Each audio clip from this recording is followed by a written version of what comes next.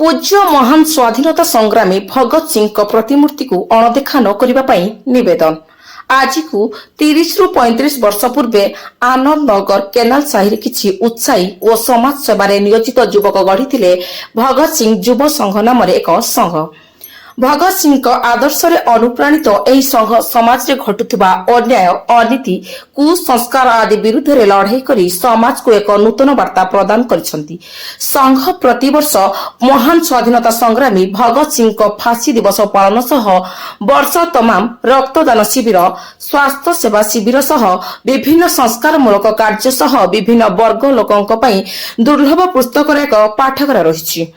ଏଠାରେ ପ୍ରକାଶ ଥାଉ କି ଏହି ଅଞ୍ଚଳଟି ଜରାଜୀର୍ଣ୍ଣ ଅବସ୍ଥାରେ ସହ ଅନେକଙ୍କ ଅକ୍ତିଆରରେ ଥିଲା। ଏହି ଜାଗାକୁ ନିଜ ଅକ୍ତିଆରକୁ ଆଣିବା ସହ ସରକାରୀ ସହାୟତାରେ ଏକ ସଭାଗୃହ ଓ ଭଗତ ସିଂଙ୍କ ପ୍ରତିମୂର୍ତ୍ତି ନିର୍ମାଣ ହୋଇ ତାହାର 30ତମ ବାର୍ଷିକ ଉତ୍ସବ ମହାସମାରୋହରେ ପାଳିତ ହୋଇଛି।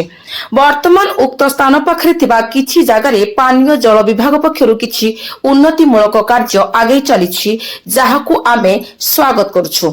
ବର୍ତ୍ତମାନ ସେଠାରେ ଥିବା ଗଞ୍ଜାମ ଜିଲ୍ଲାରେ ଏକମାତ୍ର ଭଗତ ସିଂଙ୍କ ପ୍ରତିମୂର୍ତ୍ତିକୁ ସମାନ ସହ ସ୍ଥାନାନ୍ତର ଓ ଏହି ସଂଘ କାର୍ଯ୍ୟାଳୟ ସୁରକ୍ଷା ଓ ସାମଗ୍ରିକ ବିକାଶ ପାଇଁ ସ୍ଥାନୀୟ ୱାର୍ଡ ଜନସ୍ୱାସ୍ଥ୍ୟ ବିଭାଗ ସାଧାରଣ ପରିଚାଳକ ବିକାଶ ପାଢ଼ୀଙ୍କୁ ସାକ୍ଷାତ କରି ଦାବିପତ୍ର ପ୍ରଦାନ କରିବା ସହ ସନ୍ତୋଷଜନକ ପ୍ରତିଶ୍ରୁତି ଦେଇଥିଲେ।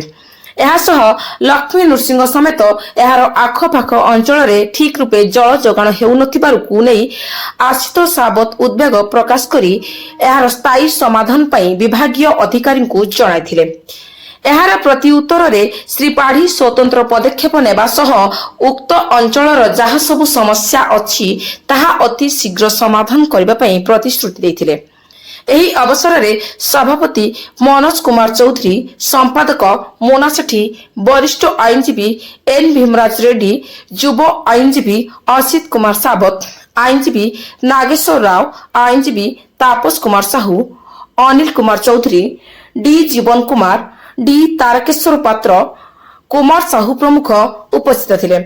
ଏହାର ଏକ ନକଲ ଉକ୍ତ ଅଞ୍ଚଳର ଏସଡିଓଙ୍କୁ ପ୍ରଦାନ କରିଥିଲେ।